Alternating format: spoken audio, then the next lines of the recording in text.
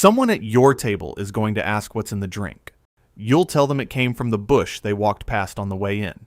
Watch their face when they look back at it through the window. That's the reason for all of this.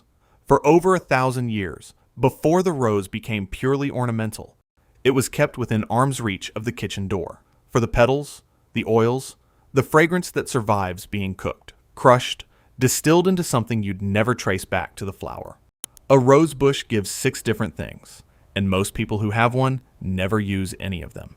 This video follows one bush from first harvest to a table set for others. It starts before breakfast in the garden. The light is still low. Nothing else on the list yet. Number 1. Rose water. The best time to go to the bush is before the heat of the day has had a chance to lift the oils out of the petal. Early morning, basket in hand, the garden still cool. Pick flowers that are fully open, but with the petals still firmly attached. That's the window, and it's narrower than it sounds. Wait too long, and the sun pulls the best of it into the air before you get there. By the time you bring the basket inside, the kitchen already starts to smell of the garden. The method is simpler to rig at home than it sounds.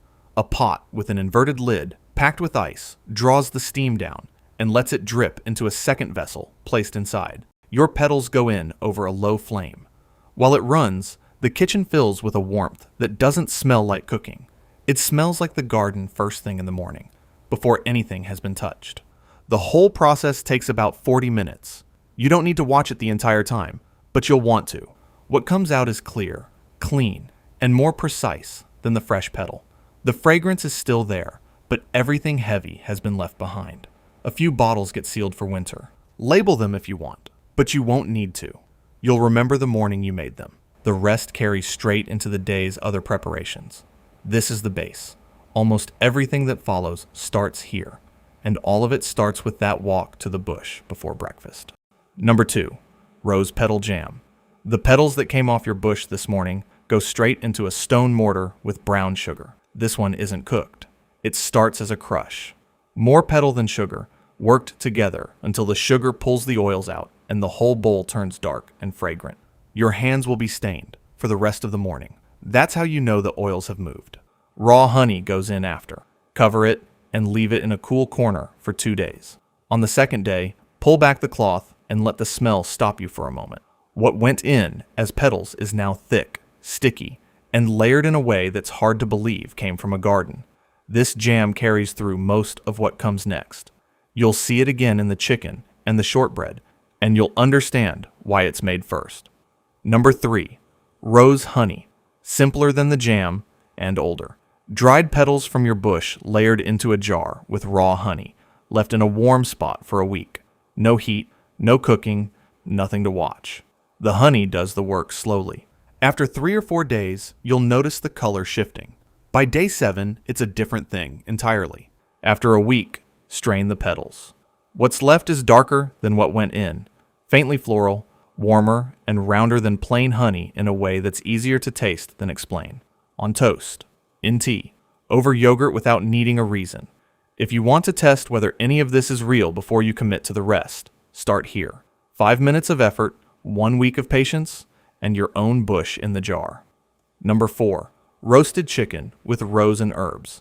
This is the one nobody sees coming, and it's the one that brings people to the table. The chicken goes in the night before. Marinade, petals from your bush, white wine, crushed garlic, thyme, salt. By morning, the skin has taken on a faint color, and the smell is unusual in a way that's hard to place until it's cooked. The wine and the petals have done something overnight that no amount of last-minute seasoning can replicate. Roast it the way you'd roast any chicken. Medium heat, no rush. Toward the end, baste once with the marinade juices and a spoon of the rose honey you made last week. When the skin turns golden and tightens, it's close. When you pull it out, the kitchen smells like roast chicken and something else you can't quite name. That's your rose bush. It sits just behind the herbs. Not sweet, not floral in an obvious way. It makes the savory go further, makes the whole plate taste more complete than the ingredients deserve.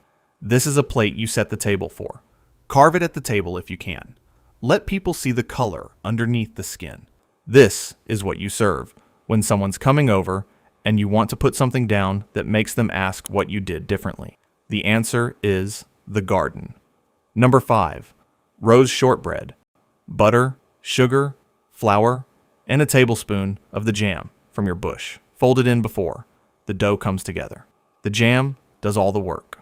No extract, no rose water, just what you made from your own petals 2 days ago. Press it into a mold or roll it flat and cut rounds. Bake low and slow. You're not looking for color. You're looking for the moment the edges barely firm up and the kitchen starts smelling like a bakery that grows its own flowers. When they cool, they hold together until you bite into one, and then they don't. The rose is quiet, more in the finish than the first taste.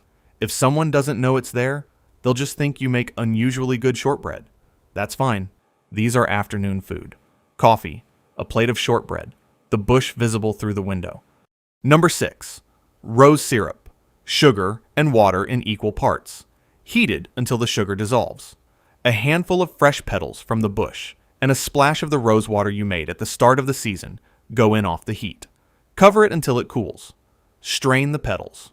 What's left is a clear syrup with a pale pink tint and a fragrance that opens the moment it hits something cold. Sparkling water, lemonade, a glass of Prosecco if the evening calls for it, a pitcher of cold lemonade with rose syrup stirred in. The ice clinks. The color catches the light. It looks like something you'd be served somewhere you can't afford. Glasses set out for people who are about to sit down and stay a while. This is the one you make more of than you think you'll need. Someone asks, what's in it? You tell them it came from the bush out front. Which roses, and are yours safe? Not every rose works for this, but most fragrant garden varieties will. Damask is the standard, and it's what rose water has been made from for centuries. Rugosa and apothecary rose are the other reliable ones, both dense in fragrance and oil. Gallica varieties also work well. If it smells strong when you press your face into it, it's probably usable. The real question is whether your bush has been sprayed. If you or a previous owner used pesticides or systemic treatments, those petals aren't safe to eat. You want organic or untreated. If you're not sure, give your bush one full season without chemicals before you harvest. No bush yet? Dried culinary grade petals are available online and work for the honey, the jam, and the syrup. If you want to plant for next year, bare root damask roses ship in autumn from most specialist nurseries. The spent petals, the strained pulp, the stems go back to the soil at the base of your bush. Over winter, the roots pull it all down. Some part of every recipe you made this season is feeding the roots that will put out next year's flowers. By April, the first bud will be forming underground, weeks before it shows. By next spring, your bush gives again. Same roots, same kitchen. Another year where the best thing on your table started 6 feet from your door.